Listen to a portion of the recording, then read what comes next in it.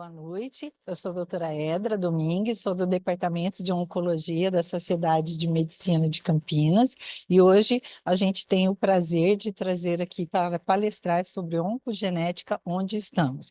A palestra vai ser realizada pelo Dr. Igor Mantovani, que é médico oncologista da Unicamp, mestre em oncologia clínica, especializado em oncogenética no Albert Einstein, desculpe. Atuação também no Centro de Oncologia do Hospital Vera Cruz e Santa Teresa. Oncologista assistente do CAISM, do Hospital da Mulher, da Unicamp e da PUC Campinas. É um prazer, nós vamos apresentar também a debatedora, que é a doutora Nádia. Eu vou descrever o currículo enriquecedor dela, como do Igor também. Ela é graduada na medicina da Unicamp em 2001, residência em clínica médica e oncologia também na Unicamp, médica da disciplina de oncologia clínica do Departamento de Radiologia, Anestesiologia e Oncologia, DAR, da Universidade de Campinas, médica coordenadora da Divisão de Oncologia Clínica do Hospital da Unicamp e médica assistente corresponsável técnica do Centro de Quimioterapia da Unimed Campinas. Tem o título de especialista em cancerologia clínica pela Sociedade Brasileira de Oncologia Clínica e dedicação ao atendimento clínico em oncologia e predisposição hereditária para o câncer do ensino em residência médica na oncologia clínica. Nós vamos iniciar com a aula do doutor Igor e, na sequência, vamos chamar a doutora Nádia para debater sobre o tema. Igor?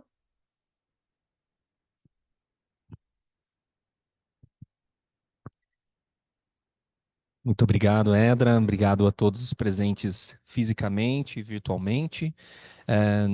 É um prazer imenso estar aqui com a doutora Nádia e com todos que nos assistem para falar de um tema que é tão importante, que é a questão relacionada à oncogenética, né? Esse é o tema que me foi passado hoje para a gente conversar a respeito de onde nós estamos nessa disciplina tão importante no contexto de tratamento e de aconselhamento genético para as nossas pacientes, para os nossos pacientes. Bom, eu não sei, Edra, se a gente vai direto, se a gente faz algum tipo de interrupção para a conversa, eu acho que podemos seguir direto na apresentação, né? Então tá bom. Então, aqui estão as minhas apresentações e o tema é oncogenética, onde estamos? Né? Então é um questionamento bastante amplo, né, Nádia?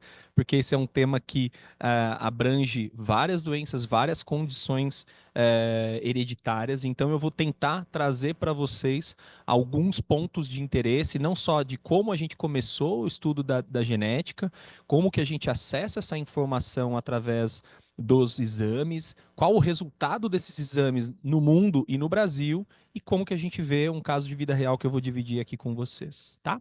Então, para começarmos, né, eu trago aqui um heredograma da minha prática. Essa é uma paciente real do consultório e é um heredograma bastante desafiador. Então, sempre que a gente vai começar falando de oncogenética, é importante que a gente mergulhe nessa disciplina.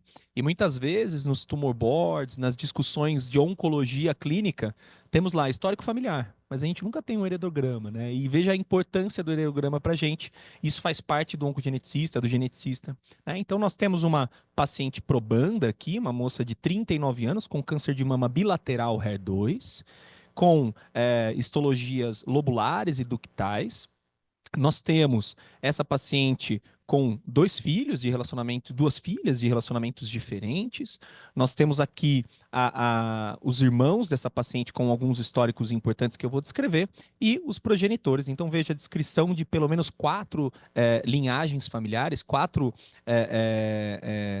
gerações dessa família, que é o que a gente preconiza para uma avaliação adequada de um bom heredograma. Veja que essa paciente, além de ter um câncer de mama bilateral e muito jovem, então a bilateralidade e idade é um ponto de interesse aqui, ela teve um caso de um irmão falecido que descobriu um sarcoma na infância e que faleceu por um câncer gástrico na idade muito jovem, numa faixa etária até não tão frequente, né, de cânceres, de carcinomas gástricos, aos 19 anos. Aqui um autismo para confundir a gente. Essa paciente, ela tem como linhagem materna, né, como progenitora, a mãe falecida aos 39 anos por um triplo negativo. vejamos aqui uma predominância majoritária de indivíduos do sexo masculino, aqui na família materna, e também, evidentemente, a representação do pai aqui vivo, e vários indivíduos do sexo masculino sem ocorrência de câncer. Uma prima paterna de primeiro grau falecida por um tumor de pulmão, de não pequenas células, não tabagista, aos 37 anos, e da linhagem materna, um sarcoma na infância. A gente tem algumas interrogações em termos de idade dessa informação. Então você veja que são várias ocorrências de câncer em idade atípica, com faixa etária atípica. Então essa é a vida real, a gente vai ver o desfecho no final da minha apresentação. Bom, a gente passa a se interessar para casos como esse, a gente quer conhecer o DNA, a gente quer entender como é o material genético dessa paciente. Nós vamos chegar finalmente para esse caso. Mas aqui nós temos um caminhar histórico de pessoas muito importantes, de pesquisadores muito importantes da descoberta da estrutura de DNA e do início do sequenciamento. Eu chamo atenção aqui, né, para a primeira descrição da estrutura do DNA, para o amadurecimento dele, com o James Watson nos trazendo a ideia de dupla hélice de DNA. E depois, mais tardiamente, na década de 70, a gente passa a ter a contribuição de Frederick Sanger com o primeiro sequenciamento genético, que foi a metodologia de Sanger, que nada mais é do que a gente identificar as famosas bases nitrogenadas do DNA através de sondas que são lidas pela eletroforese, sondas com característica fluorescente, então a gente consegue identificar através da cor o tipo de base nitrogenada que nós estamos, e nós passamos a ler uma linha de DNA com as suas características. Isso, de fato, é um sequenciamento interessante, foi assim que grande parte do genoma humano foi feito, mas a gente precisava de tecnologia para fazer isso com uma certa robustez, e daí surgem os sequenciamentos de próxima geração, ou em inglês, o Next Generation Sequence, né, que é o sequenciamento usado na atualidade, o NGS, onde nós temos uma sopa de letrinhas de materiais de DNAs diversos e que são amplificados, rearranjados e que são lidos ao mesmo tempo no sequenciador de nova geração, podendo então fazer análises de genes específicos. Sanger também poderia nos oferecer essa avaliação, mas especialmente nos traz a possibilidade da avaliação de painéis genéticos, ou seja, compilados de informação genética que nos permitem avaliar várias partes do DNA ao mesmo tempo e trazer uma informação muito mais robusta para aquela avaliação oncogenética, para aquele contexto de aconselhamento genético. Quando nós vamos colocar em contexto, essa é uma figurinha um pouquinho famosa aqui, publicada na Nature, a gente tem o Sanger, né, o pescador único, pescando peixinhos isolados, e a gente tem uma captura, né, por Next Generation Sequence muito maior, comprovando aí a capacidade e a abrangência desses exames.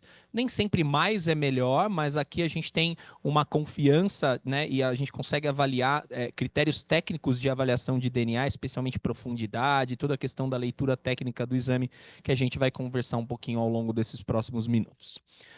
Quando a gente vai conhecer o DNA, então nós temos, né, o nosso material organizado em cromossomos, nós temos essas fitas enoveladas na estrutura cromossomal, e nós temos aqui a famosa estrutura de dupla hélice nas suas extremidades de leitura, né? Então a extremidade 5', 3', e a fita correspondente com a correspondente das bases nitrogenadas, purinas e pirimidinas. Então isso é biologia bem dos primórdios da nossa formação da área de saúde, né? Mas isso é extremamente importante para que a gente conheça que a leitura do DNA sempre sai da extremidade 5' e vai para 3', então a gente começa a ler o DNA codificado e acessado através dessa sequência. E essas são as letras identificadas por Sanger e também identificadas no NGS.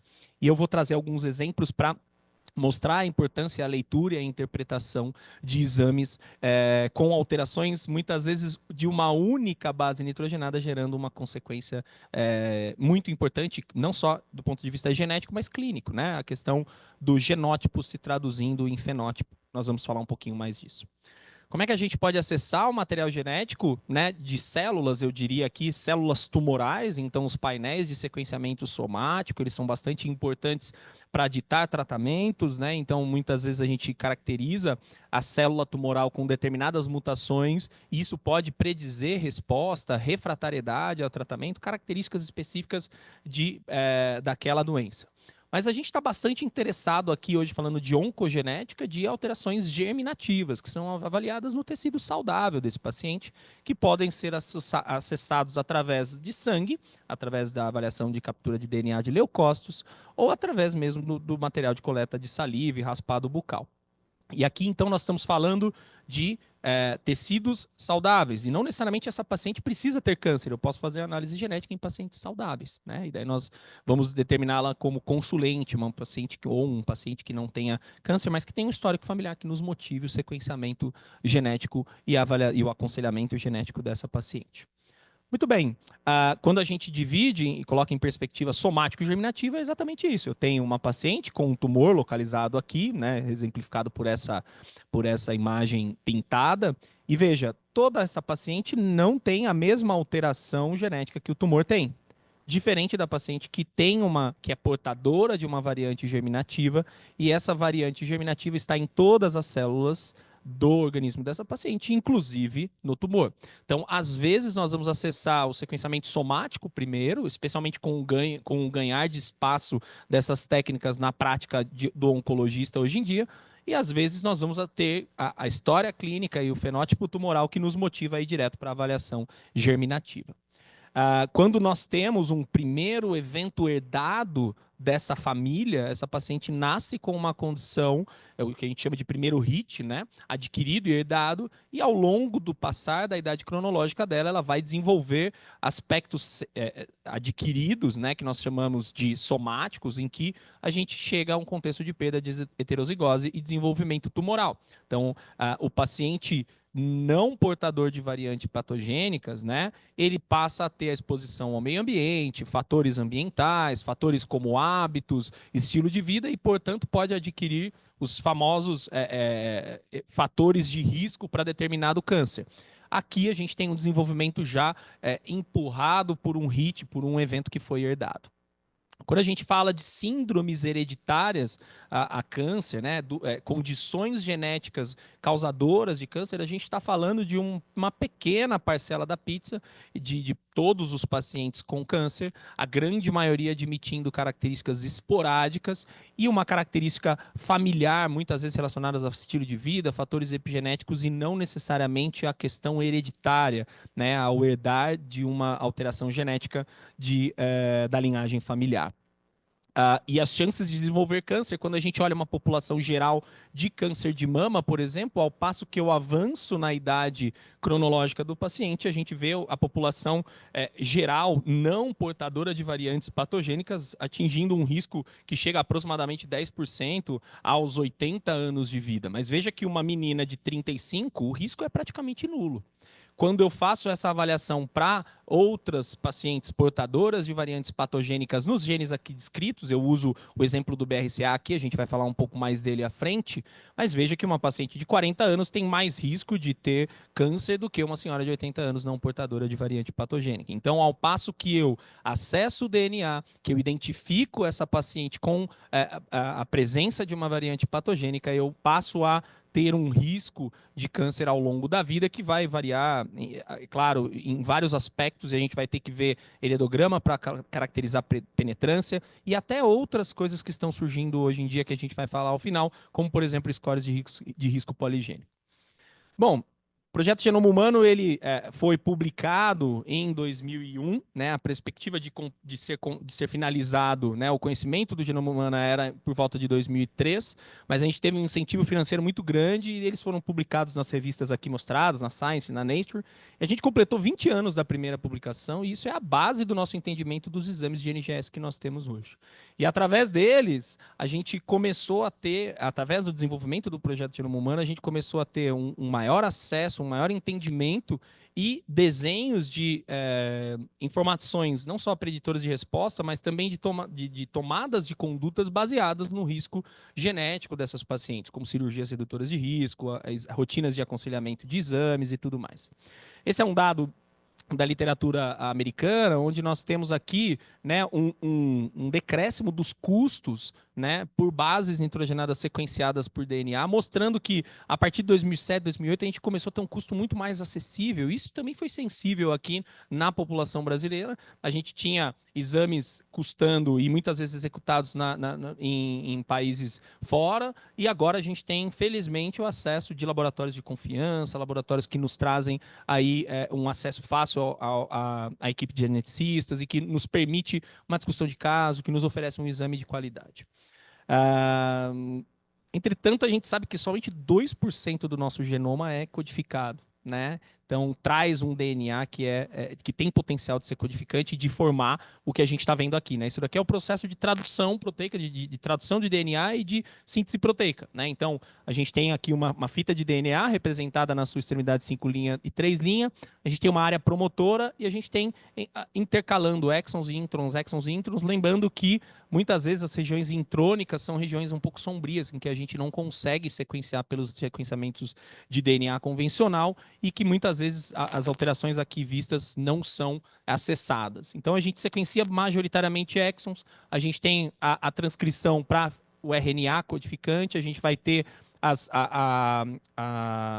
vamos dizer assim, um refinamento através do que nós chamamos de técnicas de splicing. Isso vai ser traduzido numa cadeia de proteínas que depois adquire um formato de proteína, né? Uma cadeia de aminoácidos, perdão, que depois adquire um formato de proteínas.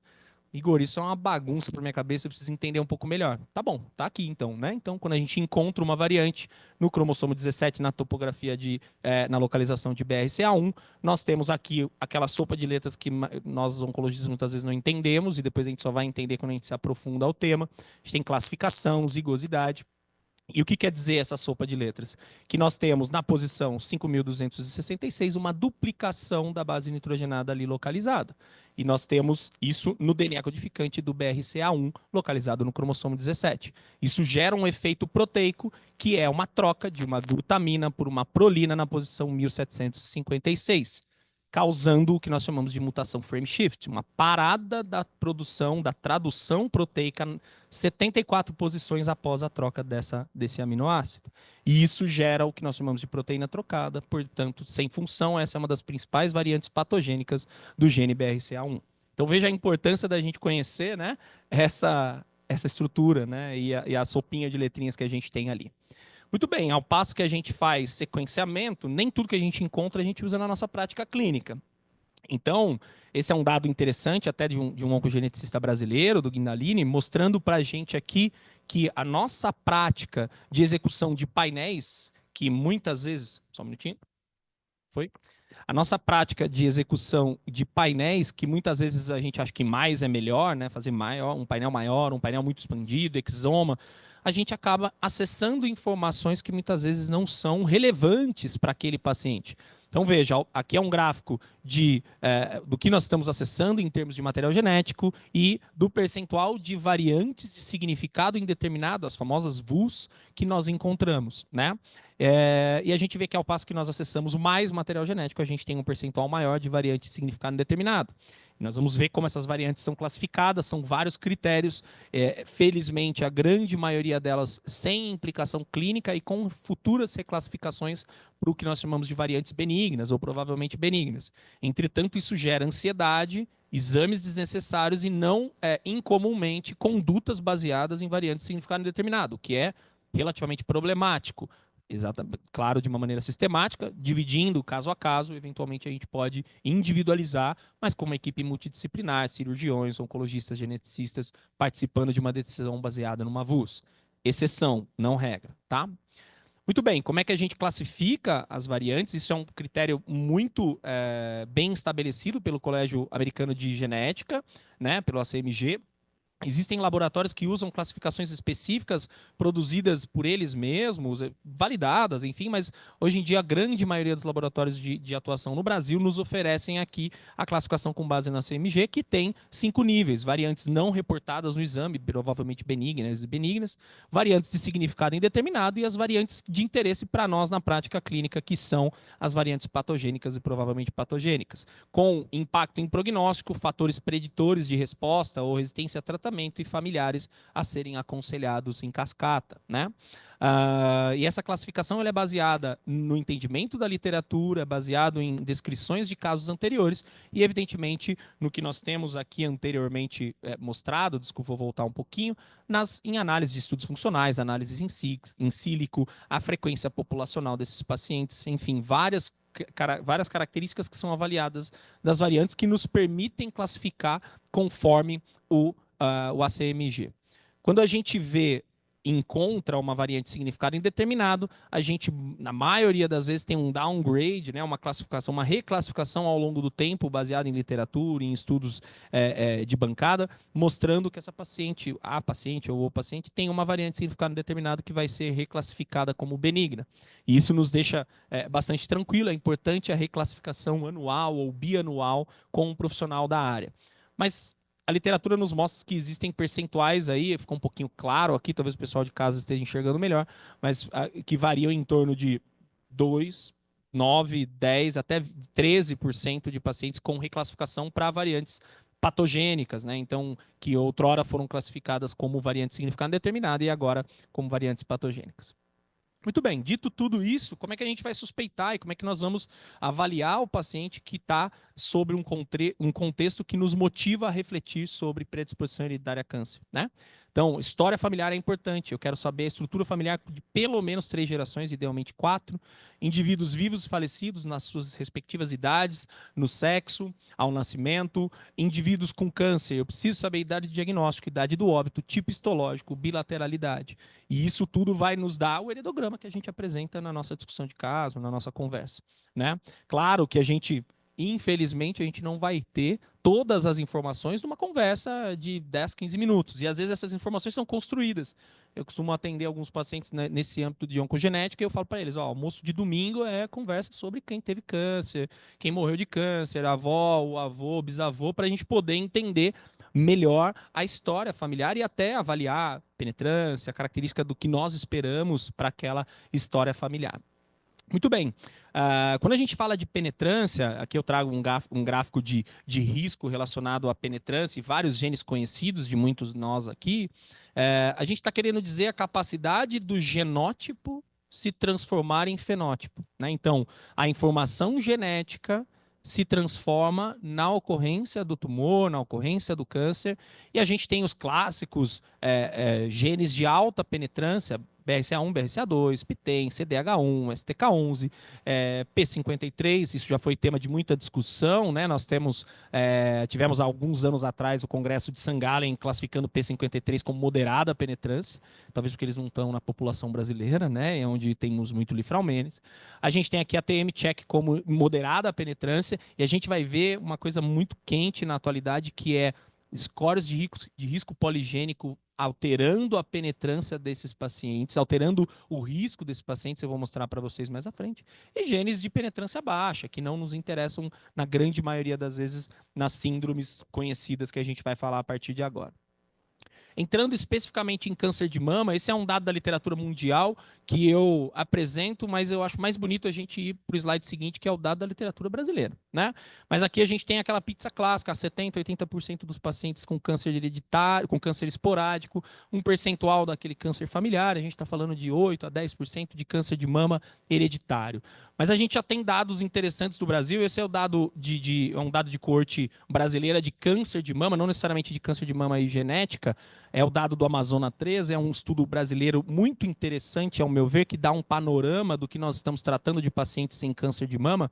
E veja só, a gente tem a grande maioria de pacientes no estágio 1 e 2, que muitas vezes são os pacientes que a gente não se motiva a usar inibidores da PARP e tudo mais, que eventualmente podem nos motivar a tratar esses pacientes. Olha aí, 20% dos pacientes com idade abaixo de 40 anos, sendo a grande maioria 53 anos. Isso é importante para a legislação que baliza a indicação de teste genético aqui, né? A legislação, por exemplo, do rol da ANS. Teoricamente, nenhuma dessas pacientes, nem com 40, nem com 53 anos, tem cobertura obrigatória. Falando só por ela, a gente tem que ter um histórico familiar robusto. Vou mostrar para vocês. 23% de HER2, 15% de triplo negativo. Esse é um subtipo interessante, especialmente para BRCA1. E 66% diagnosticado por sintomas. Isso mostra um pouco do que a gente está falando aqui. Aqui a gente tem critérios, contextos de atendimento no cenário público ou privado, veja, a grande maioria das mulheres no cenário público são diagnosticadas de maneira sintomática, mostrando uma carência do nosso sistema de rastreamento. Estágio 2, 3 e 4 aqui selecionados por cenários privados, né? Então veja que aqui a gente tem o vermelho invertido, né? O cenário privado é o vermelho aqui, então a grande maioria das mulheres no cenário público tem uma maior representatividade de estágio 3, estágio 4. E quando a gente vai aqui avaliar subtipo, o percentual de triplo negativo parece ser igual, né? Mas veja que a grande maioria dos pacientes do cenário público são subtipos de pior prognóstico. Quando a gente olha luminal, a gente está falando pacientes majoritariamente do cenário privado. Isso tem muito a ver com acesso à tecnologia, né? Acesso a tratamento e inclusive a testes genéticos, porque nenhum desses testes genéticos são disponíveis no contexto SUS, infelizmente, a não ser em contexto de pesquisa. Felizmente, esse é um dado daquela mesma coorte do Rodrigo Guindalini, né, aproximadamente 1.700 pacientes com câncer de mama, dado brasileiro, 20% de variantes patogênicas encontradas nessa coorte, sendo aproximadamente 50% deles BRCA1 e 2, que é o que a gente espera, mas aqui é o grande choque da população brasileira, né? A gente tem aproximadamente 10% de lifraumene nessa coorte avaliada e outros genes aqui também interessantes, sendo desses 10% aí, 70% representados pela mutação brasileira R337H.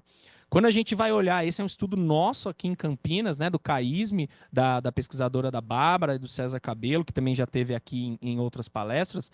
Essa é uma coorte de aproximadamente 400 pacientes com e sem câncer, avaliadas num ambulatório de alto risco. Então, veja, é um cenário extremamente controlado. E aqui essa é a população de Campinas, avaliada num cenário de alto risco no ambulatório do CAISME, na Unicamp. A gente vê aqui, quando a gente tem totalidade, BRCA1 representando a maioria, em segundo, BRCA2, TP53 também representado, alguns pacientes livres de câncer em azul, mas os pacientes com câncer majoritariamente representados por BRCA1, BRCA2, PALB2 e TP53. MUTYH é um enigma, né? Porque a gente muitas vezes acaba tendo avaliação em heterozigosidade, né, do MUTYH, que não se relaciona à síndrome de polipose clássica de cânceres, né? Então a gente não tem uma tomada de conduta baseada em variantes patogênicas em heterozigosidade no gene MUTYH, ainda que frequente na nossa população vista aqui na Unicamp. Quando a gente vai falar de síndrome mamo-ovário, né, aí a gente já tem o genótipo, já tem o BRCA1 e 2 mutados, com variantes identificadas, variantes patogênicas ou provavelmente patogênicas. Qual é a dinâmica, né?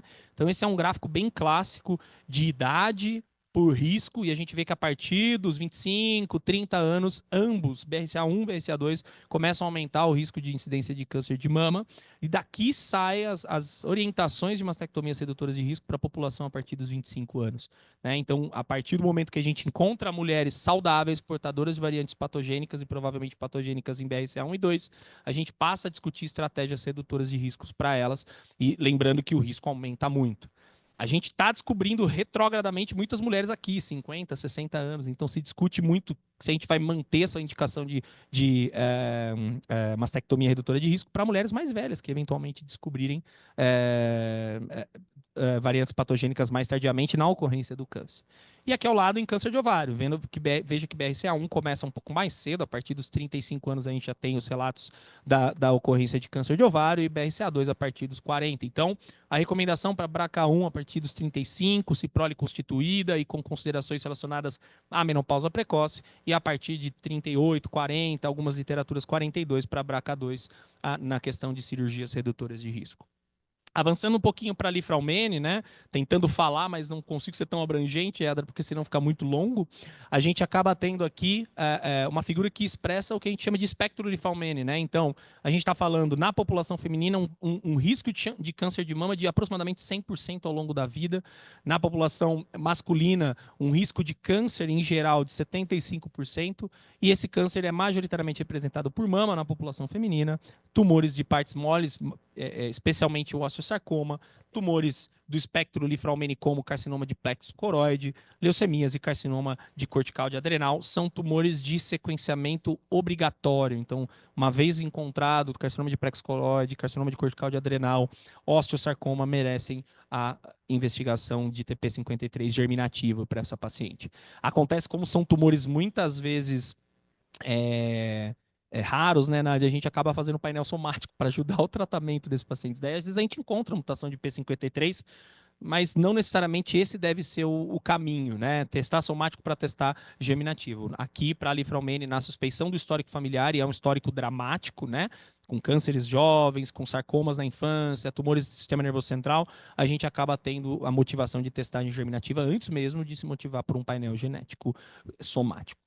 Quando a gente fala de CDH1, esse é um gene de alta penetrância, então veja aqui ao lado, nós estamos falando de um risco de câncer de mama da ordem de 40% a 60% ao longo da vida, né? Sendo que o risco absoluto ao longo da vida dos pacientes é da ordem de 10%. Lembrando que aqui a gente tem bilateralidade e presença de fenótipo lobular, né? O CDH1 é o gene codificador da ecaderina, que é o que nós vemos na imunistoquímica dos nossos pacientes com câncer lobular, que está ausente, né, na ocasião de uma identificação de um tumor lobular. E olha só, né? 80% de evolução de risco ao longo da vida de desenvolvimento de câncer de estômago. Então, esses são tumores, são pacientes, quando encontrados no contexto CDH1, são pacientes que a gente se motiva a discutir não só um rastreio individualizado em termos de endoscopias com biópsias randômicas, mas também gastrectomia redutora de risco. Veja o impacto do que nós estamos falando, muitas vezes, de encontrar pacientes jovens com CDH1, com variantes patogênicas e indicar uma gastrectomia redutora de risco, né? Impacto nutricional ao longo da vida, né? Quando a gente fala de síndrome de Lynch, então nós estamos falando de um grupo de tumores com espectro Lynch que varia aqui de um risco de aproximadamente 70% de câncer coloretal nos homens, quase 50% de câncer coloretal nas mulheres, até 70% de câncer de endométrio e também câncer gástrico, câncer de ovário, tumores urinários. Aqui os genes relacionados a Lynch, MLH1 e MSH2, os majoritários em termos de presença de variantes patogênicas, e PMS2 e MSH6 em menor quantidade, lembrando do EpiCAM também, né? Então, uma síndrome não polipoide de desenvolvimento de cânceres do trato gastrointestinal, especialmente cólon, reto, e nas mulheres, tumores endometriais ovarianos. Então, é um contexto que a gente acaba tendo bastante essa discussão no CAISM. Isso também nos traz aí uma informação preditiva de tratamento. Eu vou falar um pouquinho sobre isso no fim. Falei um pouco para vocês sobre scores de risco poligênico, né? Então, isso são ferramentas que estão sendo desenvolvidas com variantes, né? O que nós chamamos de SNV, né? Single Nucleotide Variants, que são ferramentas de várias variantes compiladas nessa ferramenta, conhecidamente relacionadas a processos de carcinogênicos, que são aplicadas a pacientes de populações diversas, tanto os non-carriers como os pacientes que têm que têm variantes descobertas ao longo do sequenciamento germinativo. E o que eu quero mostrar para vocês é que o risco aqui ele varia na ordem pensando numa paciente com corte de aproximadamente 80 anos, mas ele varia conforme a densidade, na verdade, conforme o percentil identificado nesse score de risco poligênico. E aqui essa é uma corte bem interessante do JAMA agora de 2024, que tem sido bastante discutida nos congressos, mostrando os genes que a gente bastante conhece aqui, né? Ó, ATM, moderada penetrância, CHEK, moderada penetrância, BRCA1 e 2, alta penetrância. O gene baseado somente no aspecto genético, o risco baseado, perdão, somente no aspecto genético, ele está aqui, ó. 70% de câncer ao longo da vida, próximo aos 80 anos, para BRCA1, BRCA2, né? Então a gente está falando de pacientes na sua idade avançada, o risco de desenvolvimento de câncer é isso aqui em termos de percentual. Mas veja, eu chamo a atenção aqui especialmente para CHEK2, onde foi observado essa importância do score de gene poligênico aplicado aqui. CHEK2 tem um risco de 22% ao longo da vida, desenvolvimento de câncer de mama, aqui nós estamos falando. E veja só que quando eu faço o ajuste desse risco, conforme os percentis avaliados pelo score de risco poligênico, eu tenho uma variação do risco, podendo chegar a uma variação muito semelhante ao BRCA1 e 2 ao longo da vida. Então, talvez não seja só a informação germinativa, mas também aspectos de outras alterações genéticas e epigenéticas que podem ser podem contribuir para a modificação do risco, ou seja, a modificação da penetrância desses pacientes. Então, acho que talvez quem trabalha com isso vai ter pacientes com check 2 com vários cânceres na família e pacientes que tiveram um câncer de mama na pós-menopausa, luminal, estágio 1, você faz o exame e vem a variante patogênica de check 2. E não tem um caso na família, né? Claro, nuance do heredograma e tudo mais. Então, isso é bastante importante para a gente se atentar. Aqui, né, um compilado, essa é uma figura que compila as indicações de suspeição de síndrome mamovário, né, que estão nos principais protocolos, se a gente for olhar guidelines como o NCCN, por exemplo. Então, diagnóstico de início precoce, vamos começar a lembrar daquela minha paciente, né, ela teve câncer de mama bilateral aos 39 anos. Câncer do sexo masculino, né, curiosamente, atendi 2 casos de câncer de mama em homens hoje no consultório. Então, são pacientes que vão precisar ser sequenciados. Mulheres entre 45 e 50 anos com tumores bilaterais, com estrutura familiar limitada. Lembra daquele caso que a gente não tinha nenhum progenitor, nenhum familiar da família paterna, linhagem paterna e materna do sexo feminino, né? Então, um histórico familiar limitado para mulheres.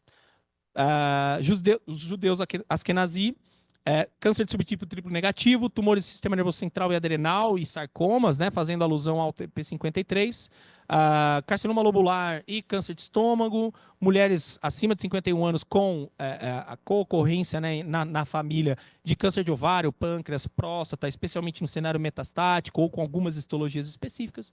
E aqui, para guiar o plano terapêutico, o uso de moléculas como, por exemplo, o olaparib, inibidores da PARP, para pacientes.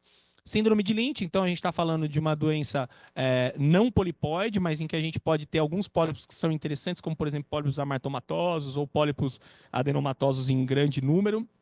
Quando a gente fala dos tumores do espectro Lynch, então tumores de endométrio com deficiência de mismatch repair, câncer na faixa etária inicial, abaixo dos 50 anos em câncer coloretal e câncer de endométrio também. Então a gente começa a ter aqui alguns critérios que são que nos motivam a suspeitar. Obviamente que isso acaba sendo muito balizado também pela história clínica e heredograma do paciente. Quando a gente avalia o guideline da ASCO desse ano, que a gente teve uma brasileira participando nas recomendações, eu vou colocar em paralelo o que a gente faz na ASCO, que a gente segue da ASCO, NCCN, que é muito bonito, e o que a gente tem acesso pela cobertura das redes pagadoras. Então a gente vê aqui, ó, todos os pacientes, independente de estadio, 1 a 3 e 4, tanto faz, todo paciente com menor de 65 anos com câncer de mama, obrigatório sequenciamento de BRCA1 e 2. Então, isso não é a nossa realidade, né? No SUS nem se fale, né? Então, a gente vai ver que no rol de cobertura obrigatória dos convênios, essa idade é 35. Tá? Então, a gente está 30 anos abaixo do corte aí que eles colocaram. Se idade maior que 35 anos, veja, os caras estenderam para a idade maior que 65 anos, perdão, triplo negativo, homens, histórico familiar robusto e ascendência de judeus askenazi, ou para ditar tratamentos de inibidores de PARP, como está escrito aqui. Paciente com câncer local metastático que tem indicação balizada, definida por estudos randomizados de fase 3 e com aprovação nas agências regulatórias de uso de inibidor da PARP. Aí a gente vai para a realidade Brasil, né, com o nosso rol de procedimentos. Aqui a gente vê cobertura obrigatória de BRCA1 e 2, 35 anos ou menos. Então a gente já corta pela metade o nosso consultório, né, Léo? A gente já não tem tanta volume de pacientes nessa faixa etária. Câncer de mama com 50 anos ou menos, com segundo tumor primário ou pelo menos um familiar com câncer de mama ou ovário. Triplo negativo abaixo dos 60 anos. Aqui acho que ok, tudo bem. E câncer de mama em qualquer idade, com históricos de câncer masculino na família, câncer de mama masculino, pelo menos um familiar com câncer de ovário, um familiar com câncer de mama abaixo dos 50 e 2 familiares com câncer de mama na qualquer idade, ou câncer de próstata com Gleason maior que 7 ou câncer de pâncreas, familiares de primeiro, segundo e terceiro graus. Então a gente tem critérios muito mais restritivos. Como eu mostrei para vocês no início, o nosso tudo bem, hein? O nosso custo, esse aqui é um dado americano, mas o custo de sequenciamentos germinativos vem baixando, né? Então, felizmente, a gente está conseguindo acessar essas informações não só com base no que os convênios devem pagar, mas também com base no aporte financeiro particular, né? Então, essa capa ficou muito famosa na Time em 2013, né? Quando a Angelina Jolie descobre uma variante patogênica de BRCA. né? E o poder da informação nos trazendo aí a possibilidade até de tratar pacientes diferentes. Então, estou chegando ao fim da minha apresentação. Esses são os dois estudos do uso de um inibidor da PARP, um no cenário paliativo, outro na doença avançada, estágio 4, outro no cenário adjuvante, mostrando que pacientes com variantes patogênicas de BRCA1 e 2 podem se beneficiar de um tratamento diferente como um fator preditor, né, quando a gente acessa a informação genética, né? Isso tanto para triplo negativo como para a doença luminal. Quando a gente fala para câncer de endométrio, né, esse é o dado de primeira linha de câncer de endométrio com associação de imunoterapia naqueles pacientes que têm deficiência de mismatch repair, que é um dos tumores de espectro Lynch. Então, veja, a gente tem curvas clássicas da imunoterapia, hazards muito baixos, ou seja, mostrando que a gente está tratando esses pacientes diferente com base no acesso a informações genéticas, né? E isso não somente do aconselhamento para os nossos pacientes, mas também de tratamentos diferentes. O que fazer frente a uma variante patogênica ou provavelmente patogênica? Estratégias preventivas, mudança de estilo de vida, alguns exames de rotina para achados pré-cancerígenos, a vigilância de achados e de exames periódicos e de maior acurácia, como, por exemplo, ressonância de corpo inteiro para pacientes com Lifraumene. Cada tipo de síndrome tem o seu protocolo específico, então eu não entrei nesses temas aqui, mas a gente pode conversar sobre isso depois. As estratégias de redução de riscos individualizadas, com base no enedograma, com base na classificação de penetrância e também no desejo da paciente. A informação sobre transmissibilidade familiar, e daí um tema importante é dizer que a gente está cada vez mais encontrando pacientes com variantes patogênicas e provavelmente patogênicas de alta penetrância, ainda sem prole constituída, falando tanto de homens como mulheres, e, portanto, a gente já tem modalidades de fertilização in vitro assistida que permitem a seleção de embriões que carregam ou não a variante em cenário in vitro, ou seja, a gente consegue cortar essa cascata de transmissão familiar e, como eu mostrei para vocês, a gente pode tratar diferente os pacientes. Hoje em dia, o que nós temos baseados em aspectos genéticos é BRCA1 e 2, alterações do espectro Lynch e von Hippel-Lindau com belzutifan. Vida real, nosso heredograma, probanda de 39 anos, câncer bilateral, irmão falecido por câncer gástrico aos 19 anos, sarcoma na infância num primo, non-small cell lung cancer numa paciente de 37 anos, não fumante, e a mãe falecida aos 39, sem descendentes nas duas lateralidades de câncer de mama, porque não tem mulheres, certo? E o que a gente encontra é um caso evidentemente raro para trazer aqui para uma apresentação, é a ocorrência de duas variantes de altíssima penetrância, justificando um espectro realmente dramático. Essa paciente tem uma variante de CDH1 em frame shift, tá? E ela tem a clássica variante de R337H em TP53, lembrando que ela tem duas filhas, uma de 27 anos na faculdade de medicina e uma de 7 anos, né? Então a gente tem o dever de aconselhar essas meninas no momento correto, essa já aconselhada, essa ainda não, num contexto psicológico muito delicado, porque nós estamos falando de variantes com uma penetrância na fase infanto-juvenil. E se a gente entra nesse tema, a gente precisa orientar essa família, especialmente quanto a tumores do sistema nervoso central, sarcomas na infância. Acho que era isso que eu tinha para contribuir. Obrigado, espero não ter falado mais do que necessário. Obrigado.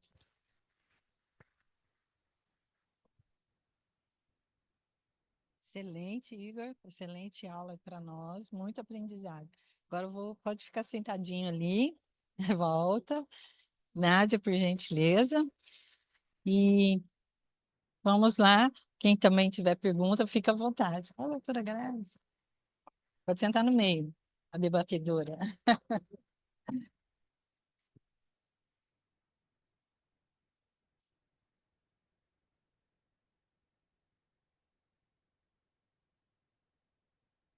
Pode começar?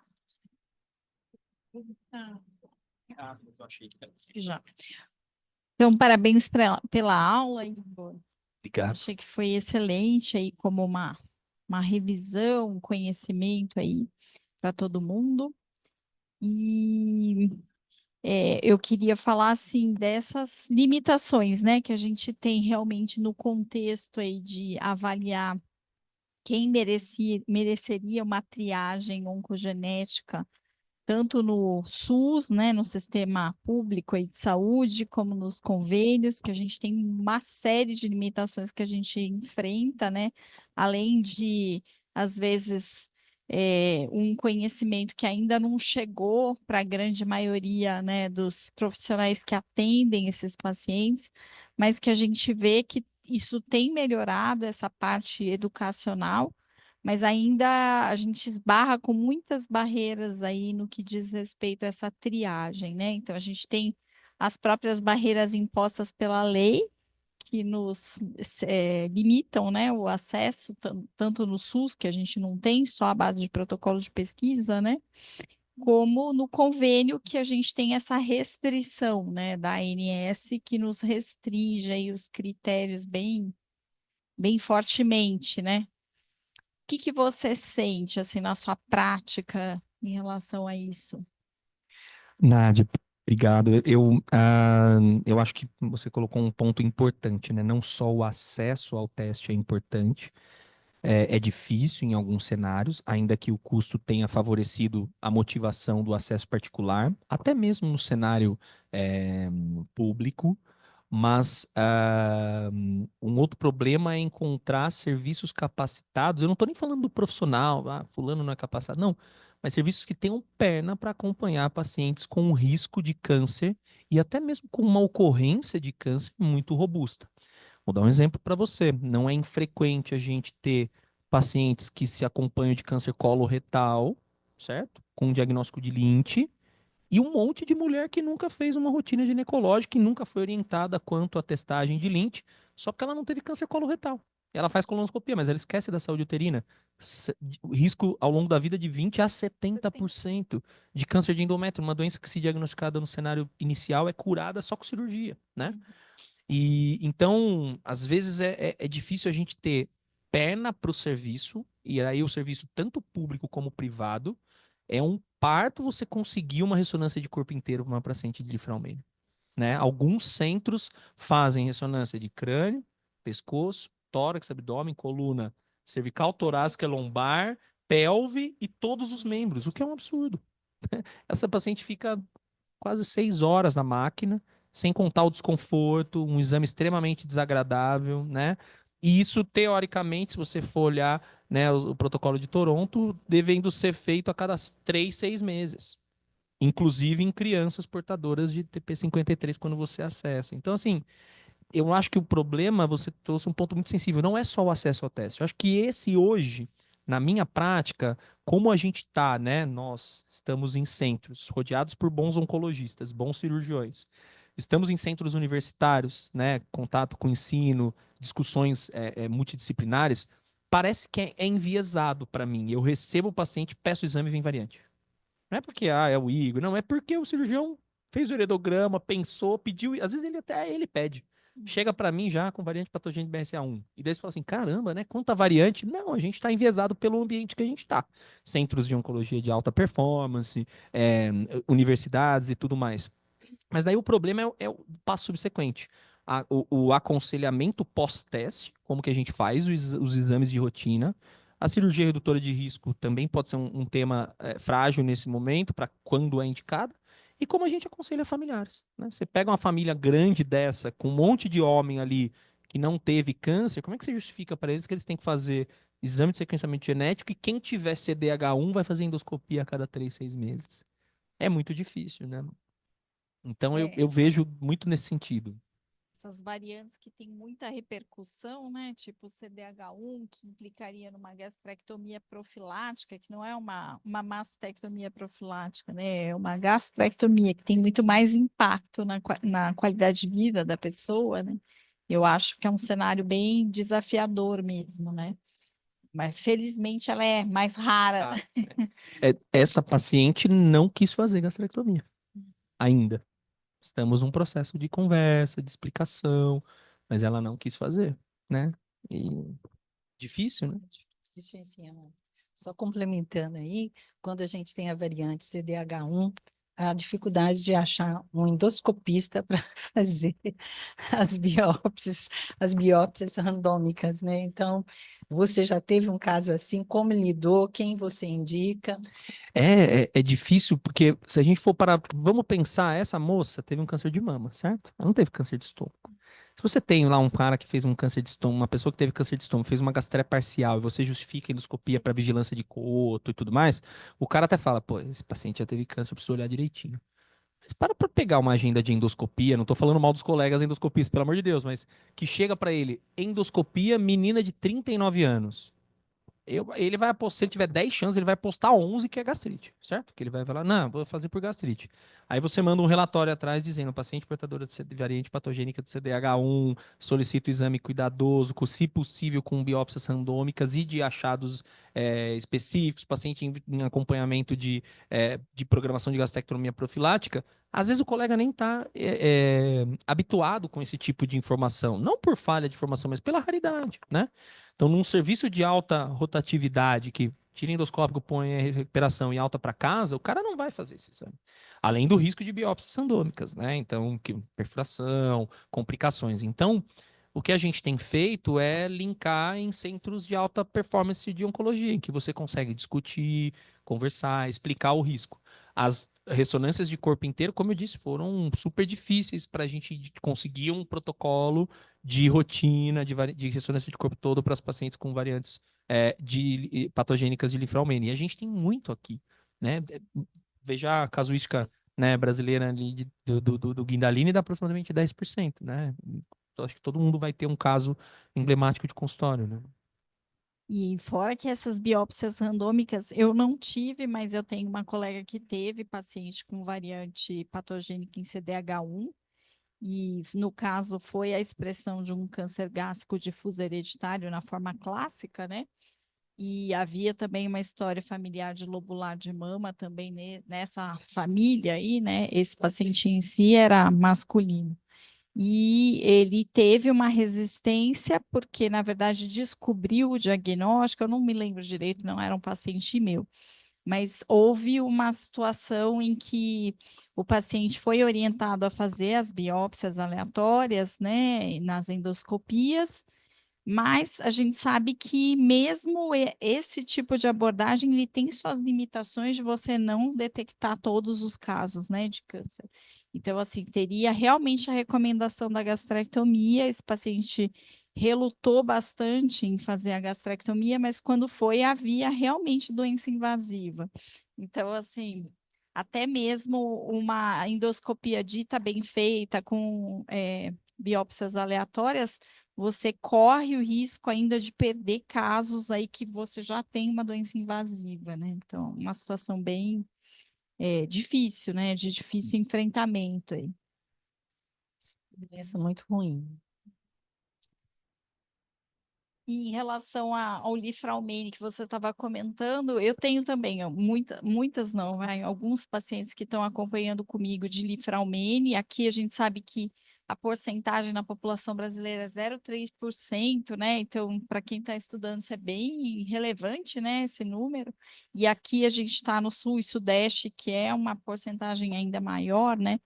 De pacientes acometidos, e tem todo esse desafio. Felizmente, a variante brasileira, que é a variante fundadora, o R337H, ela parece ter um fenótipo um pouquinho menos agressivo do que em relação à variante clássica, né? A penetrância dela é um pouquinho menor do que as clássicas, então isso nos coloca aí a importância de sempre se fazer um bom heredograma, né? Que nem o Igor comentou na aula dele, porque você pode ter apresentações diferentes. Então, não é o fato da pessoa ter nascido com aquela variante que é uma sentença de que necessariamente ela vai desenvolver uma neoplasia aí de risco, um sarcoma, um osteosarcoma, um glioma, né? Então, a gente sempre tem que colocar isso para as famílias também, né?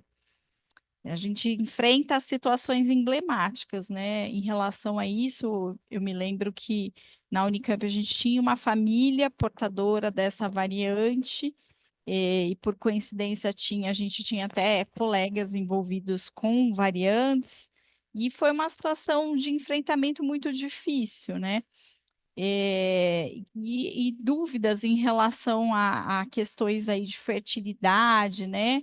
Mas a gente sabe que isso é uma situação que a gente sempre tem que colocar dessa forma, né? Não é uma sentença garantida que vai haver a expressão, porque as pessoas já têm um enfrentamento muito difícil das dores que elas estão vivendo com os parentes que estão portadores, a culpa de ter passado o gene para frente, né?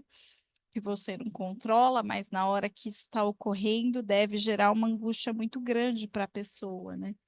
Então, acho que é bem importante a gente, o tempo todo que a gente está aconselhando, reafirmar que não é uma sentença de que vai haver a expressão, né? A gente já teve aí situações de desafio, já tive também uma paciente que desenvolveu um tumor de mama na gestação, e na gestação ela descobriu ser portadora de mutação em BRCA1, no caso, e ela estava gestante de uma criança do sexo feminino. Então é mais um desafio aí de enfrentamento psicológico, inclusive, né? Além das questões próprias da paciente, a gente tem as questões aí da filha, do filho que ela possui, que você vai ter que lidar com essas angústias aí mais para frente, né? Então, sempre reafirmar essas questões para o paciente.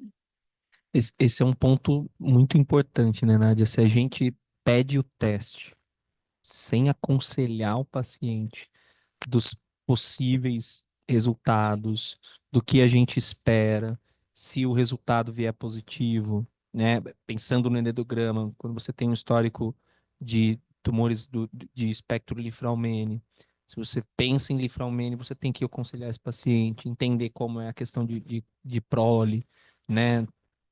Porque acaba sendo um peso muito grande para o paciente se você acessa a informação genética e esse paciente não está preparado ou acolhido adequadamente.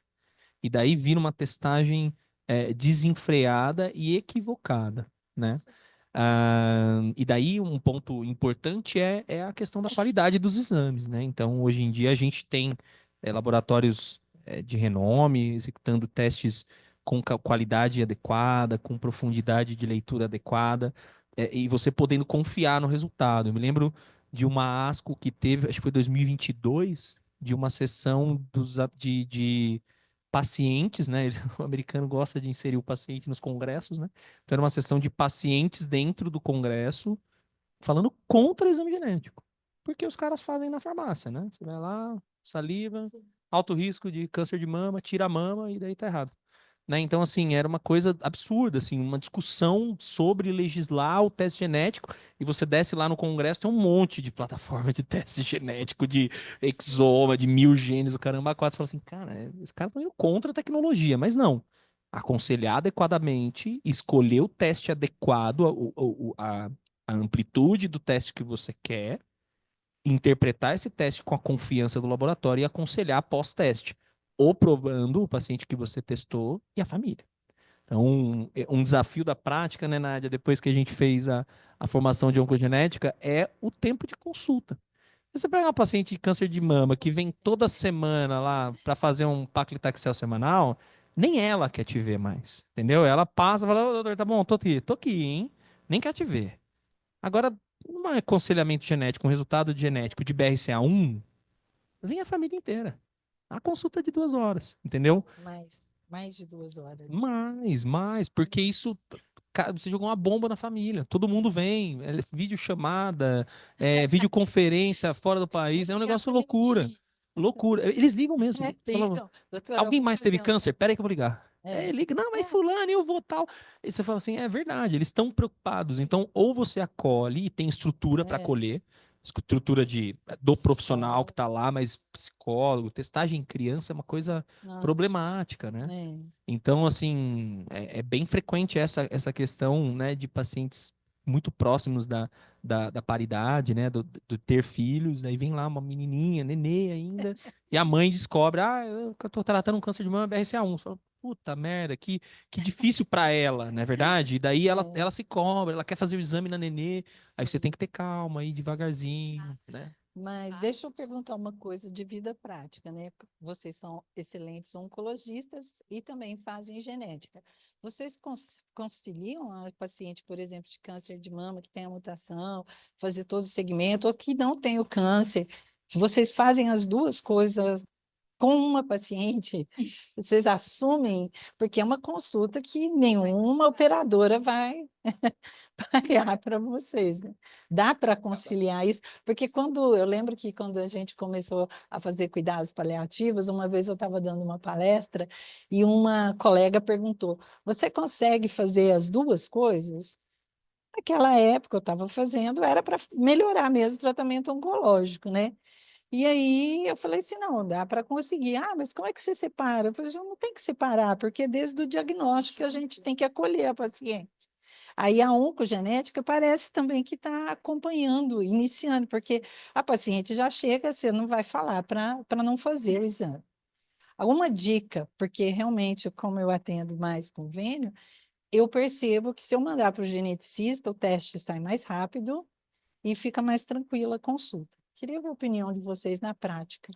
Olha, eu particularmente, né, as pacientes que eu atendo e em diversas situações, ou que chegaram como casos novos, ou que já eram pacientes, e há um tempo atrás a gente não tinha acesso aos testes, e hoje eu vejo que seria uma potencial candidata a realizar o teste que poderia se beneficiar, eu acabo fazendo as duas coisas ao mesmo tempo.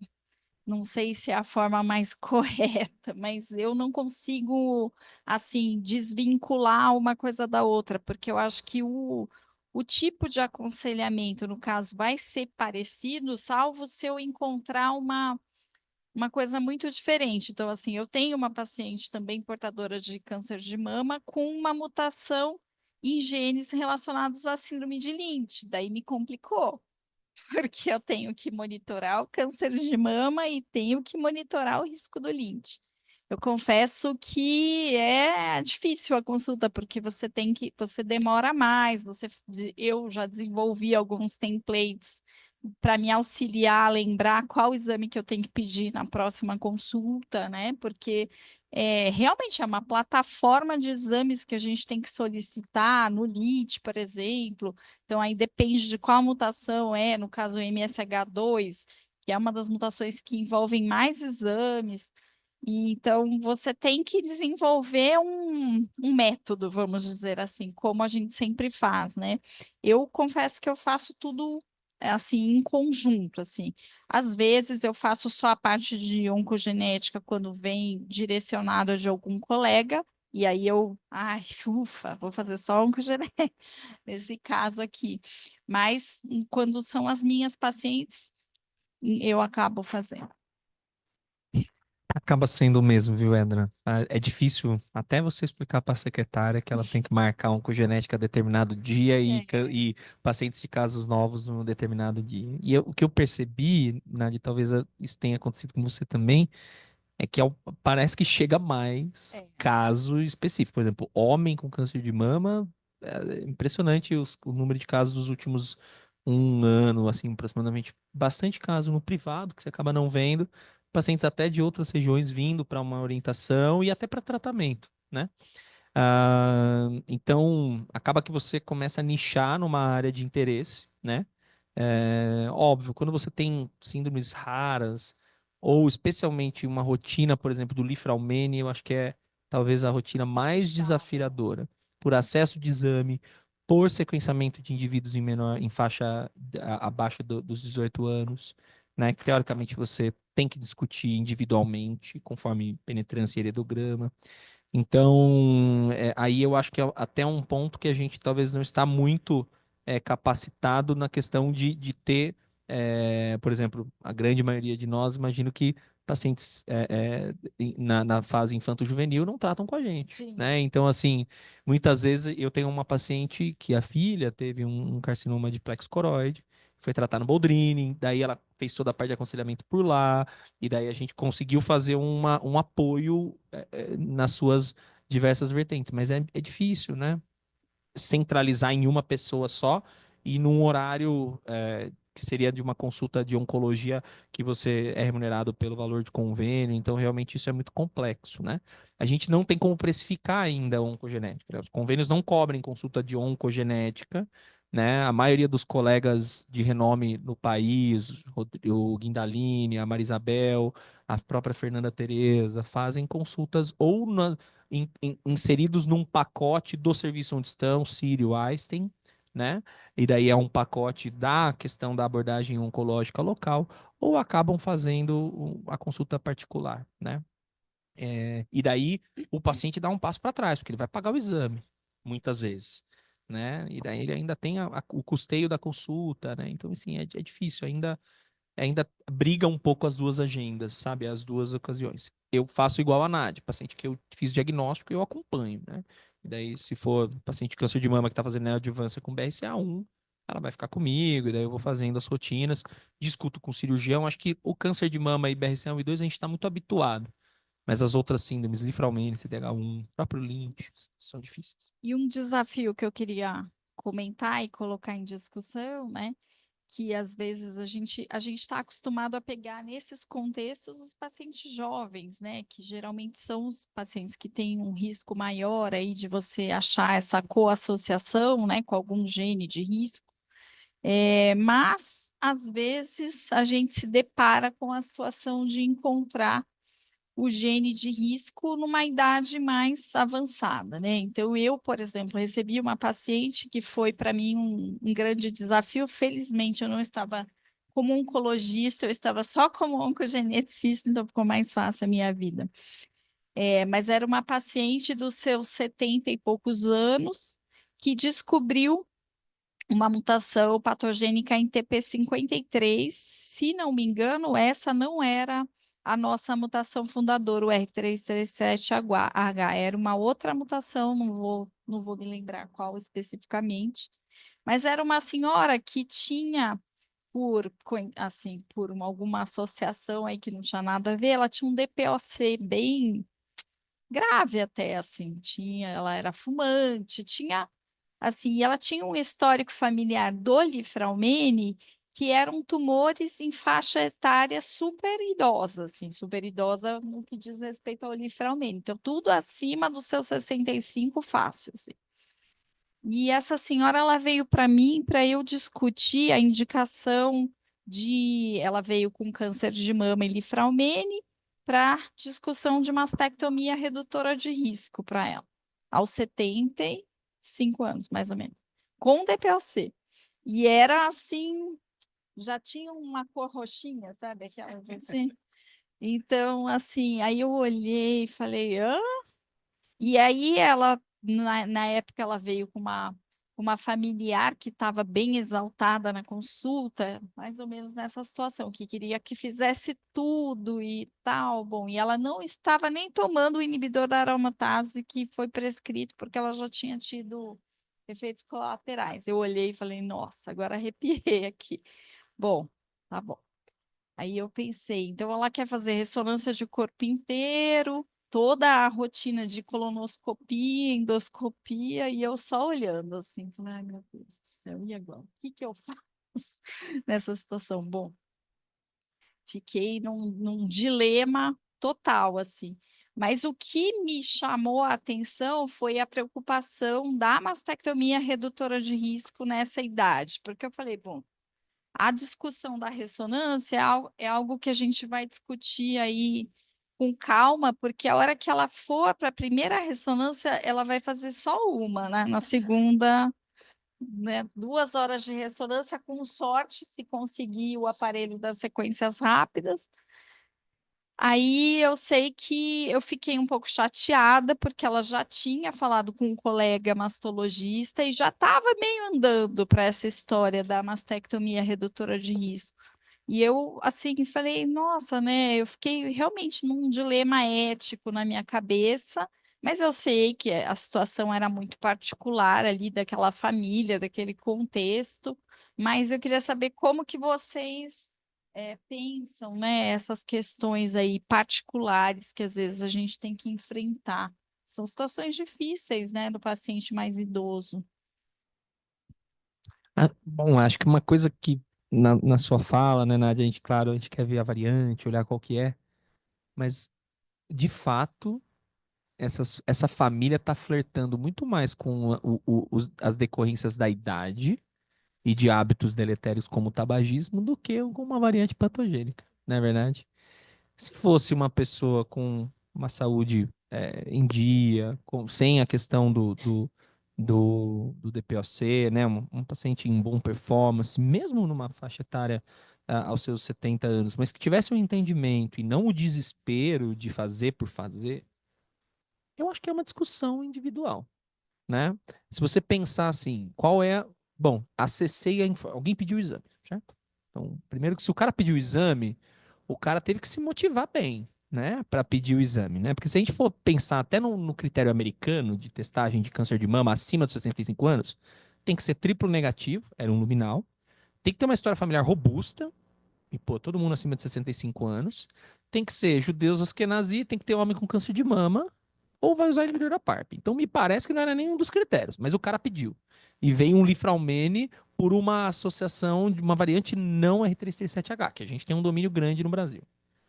O heredograma dela não tem nenhuma familiar, nenhum caso de câncer na idade esperada para Lynch, e pelo que você me falou, nenhum espectro de esperado de Lifraumene, nenhum tumor de espectro de Lifraumene considerável, né? Exato. Se a gente olha o impacto de ficar fazendo ressonância de mama a cada 6 meses para essa paciente, não vamos nem falar de corpo inteiro, mas vamos falar de ressonância de mama, para não expor a radiação e tudo mais, já é um pé no saco. E essa paciente não vai fazer direito se ela não toma nenhum inibidor da aromatase que sabe fazer ressonância. Então, se fosse uma paciente muito fit, individualmente, eu primeiro faria um bom aconselhamento e discutiria talvez a mastectomia individualmente para ela, mas assim, não é uma regra, é uma exceção.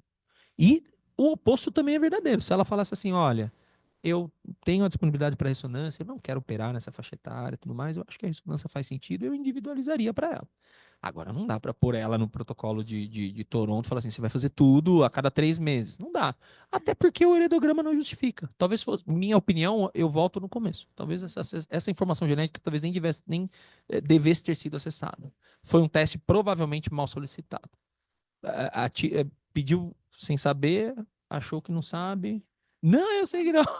Chegou para você, né? Você falou, mas é isso. Você acessa, pede sem saber, acessa a informação e não sabemos o que fazer com ela, não é verdade?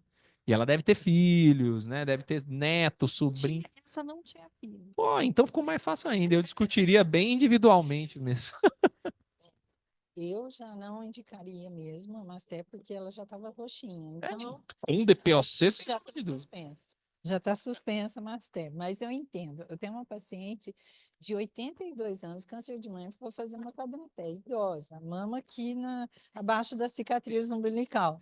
Vocês acreditam que a quadranté foi ainda orientado a fazer uma prótese, colocar um silicone? Eu fiquei chocada e colocou.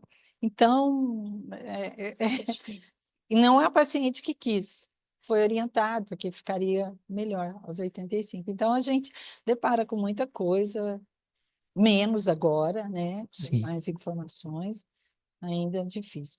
Alguém da plateia quer perguntar alguma coisa? Léo quer complementar? Doutor Leonardo, também do departamento aqui de Onco, né? Nádia, vamos continuar a dar umas batidas aí ou terminamos?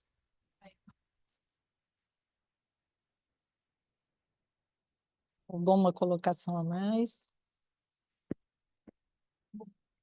Vou fazer mais um comentário, né? Que eu também já me deparei, que eu acho que a intenção dessa discussão é para a gente trazer possibilidades de instrução. E a gente está com alguns residentes aqui quase terminando aqui a residência, então só para colocar em discussão, né? Porque eu acho que essas discussões elas servem para às vezes a gente que está vendo há mais tempo, né, os casos, para trazer um pouquinho da nossa experiência com as coisas que a gente vê como sendo corretas, e às vezes as coisas que são mais polêmicas, como essa que eu falei, né? E uma outra situação que eu já me deparei, que felizmente também nunca mais aconteceu, foi uma vez, mas foi uma situação de uma senhora que era portadora de um câncer de ovário.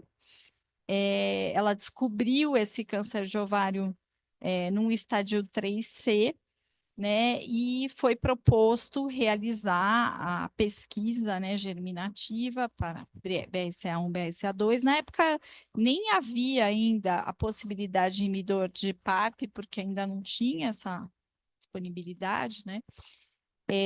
Ela fez essa testagem. Nesse caso, ela não veio com nenhuma mutação germinativa aí, BRCA, tudo certo. Mas na época houve uma discussão que, assim, que se viesse, que talvez fosse considerado de fazer também uma indicação de mastectomia redutora de risco. Nem foi para frente essa discussão, porque, no fim, ela não veio com nenhuma mutação, mas foi uma coisa que, nossa, pegou assim muito forte no meu DNA, me incomodou demais isso daí. Quem ficou com uma mutação a partir desse dia fui eu. E eu acho que isso foi uma das motivações de eu ter me interessado por fazer o curso para me aprofundar nisso, porque eu não entrava na minha cabeça a relação de uma coisa com a outra, assim.